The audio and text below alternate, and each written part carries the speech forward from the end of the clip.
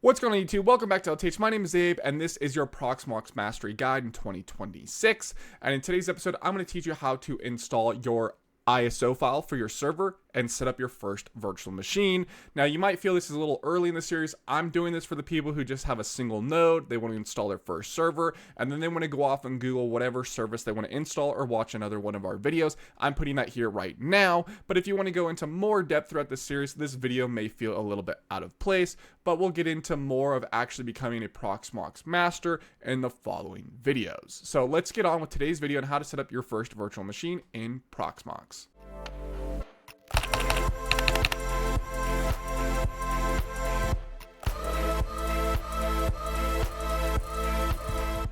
So the first thing you want to do, and this will be linked down below in our article on our website in the description, but you're going to go to releases.ubuntu.com, and on here you're going to see there's this standard support section at the very top, and we want to look at the long-time support releases, and right here we have the latest release of Ubuntu 26, or Raccoon, right, is kind of seeming the name they're going to go off.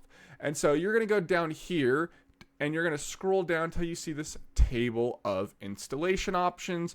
We specifically need to find the one that says live server amd64.iso. So the keywords we need to see is live server 64 and .iso. So if you right click on this and you click copy link address, we can go over to our Proxmox node.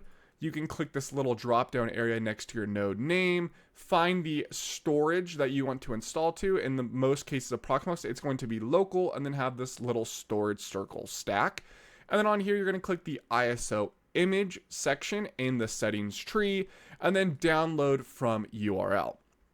So when we go in here, we're going to paste in that downloaded link from the releases website Ubuntu.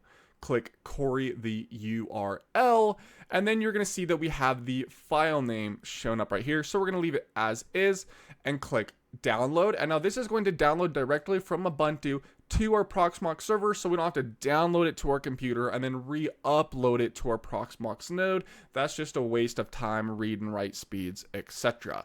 So we're going to wait till this fully downloads and we get a task 200 OK, and then we'll unpause, or you should unpause this video and come back when yours is downloaded and showing 100%. Okay, and so just like that, you can see we have a task 200 OK at the bottom. So we can click this X right here and see we now have an ISO image. So from anywhere within the GUI, if you notice on the top right, there's a create VM button. So if I go to a different page, you can see it's still there. It's just in the header. So we're gonna click create VM. And then we're going to go through the settings that you need to set depending on what you're installing. So in our case, we're just going to call this a Minecraft server bedrock video, right? And so I'm going to copy that, but click next. So that's the only thing you're going to change on the general tab. On the OS tab, you're going to do the drop down menu and find your ISO file that we just installed. Also, if you have multiple storage devices, you may need to click this drop down menu for storage and select the one at which is where your ISO image has been installed. And then we're just going to click next. Leave everything else on this tab alone. For the system tab, we're not changing anything here either. Under disk, this is one of the very important steps, as you need to decide where you want this virtual machine to be installed to, and we have just one local storage device plugged in at the moment, and so we only have one option. The next thing is disk size. So you need to go out and Google and research what your setup is going to look like. In the case, Ubuntu asks for 25 gigabytes of storage when you're installing it just on its own. And then for a Minecraft server, if you use like Linux GMS or GSM, it requires at least 10, or recommends at least 10 up to 20. So in that case, you would say, well, we want 35 then, because if Ubuntu needs 25, our Minecraft server needs at least 10, let's do 35. And the next is the CPU. This is the same thing. How many cores does your Ubuntu server recommend, and then how many for your Minecraft server? You could always make this even less if you don't have a lot of workload, or even more if you plan to have like a lot of people hosted on your service or your service requires it. So in our case, it asks for 4 CPU cores. So we're going to set 4. Now this is memory. If you notice here, this memory says MIB, or megabytes, or megabytes. And so megabytes are a little bit different than what you may expect. So for a mebibyte, I want to make sure I'm saying this right because a lot of people love to confuse these. So yes, your mebibyte, and I have this listed on the article down in the description. A 1 gigabyte or gigabyte, sorry, a 1 gigabyte represents 1,024 mebibytes, right? And so a lot of people look at this and they're thinking, oh, 1 gigabyte's 1,000 mebibytes. That's not true. It's actually 1,024. And the difference between that is computers think in binary, humans think in decimal, right? We love decimal. 10, 20, 30, 100,000, 100,000, millions, right? Well, computers are like 10, 10, 11, blah, blah, blah, and we're going to do a number, and then it's going to actually be a fraction that's like, 1 gigabyte equals about 953.674 megabytes, right?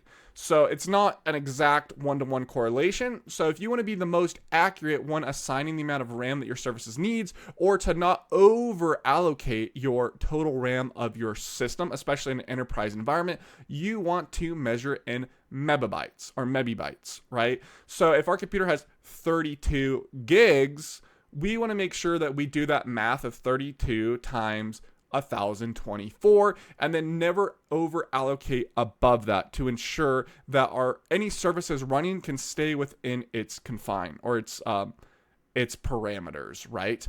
And so depending on what you want to do, that's going to go in here. So for example, for 8 gigs, people might do 8,000, right? But that's actually 8,192. So I hope that's a good explanation for you guys. Again, you can read about this down below in the description. For the network tab, we're going to leave this the same, no changes here. And then the confirm tab is just where you look over the settings that you've set, and you can go back and change anything via these tabs if you need to. So after that's done, we're going to notice that our virtual machine pops up over here to the left. And so within here, we can click Start Now in the terminal and go through the Ubuntu server installation.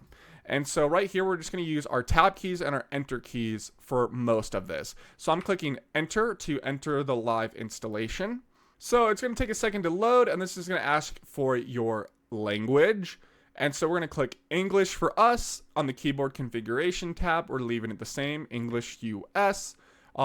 Choose the type of installation. We're going to just do the Ubuntu server base for the installation. And then this is a good tab to note down your IP address. You can get this later by logging in via this console portal that we're currently sitting in, but it's good just to write down now while it's presented to you. The next thing is a proxy configuration. If you need to use an HTTP proxy to access the outside world, enter that proxy information here. Our DNS server and our firewall is also our proxy, so it sees that and just uses that just fine. The next page is this Ubuntu archive mirror configuration page. We need to wait for this to finish, and then up here you'll notice it says this mirror location passed the tests, and it read the package list. This may fail, and you may need to just try again, right?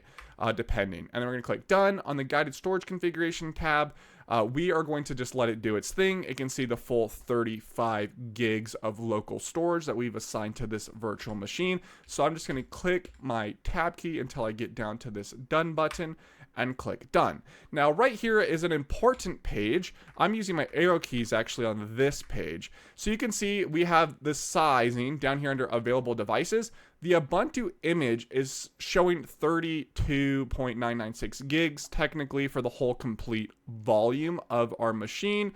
And then we have 16.5 gigs of free space. So once your image is all installed, it's saying, hey, I have 16 gigs left for you to use to install any applications or whatever. And then where's that difference from 35 to 32? There's actually 2 gigs for the boot partition, okay?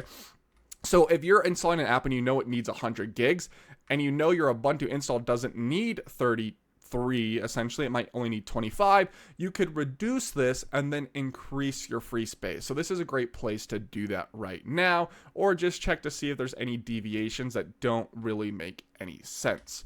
And so once you've agreed on all this and it looks good, you can click done, tab to click continue, and then fill out your information. So your name, I usually leave to my login, but you can name this whatever. So we are going to just do learn, and then your server's name is what is going to show up in DNS records. Like when you go to your DNS records or other computers are talking to each other via DNS, they're going to use this name. I recommend this name be set the same as what you named your virtual machine within Proxmox. So if you're like looking at a DNS record and like, what is that machine? You can go to your Proxmox, see the same virtual machine name, and be able to directly correlate them easy. So I'm going to do Minecraft server bedrock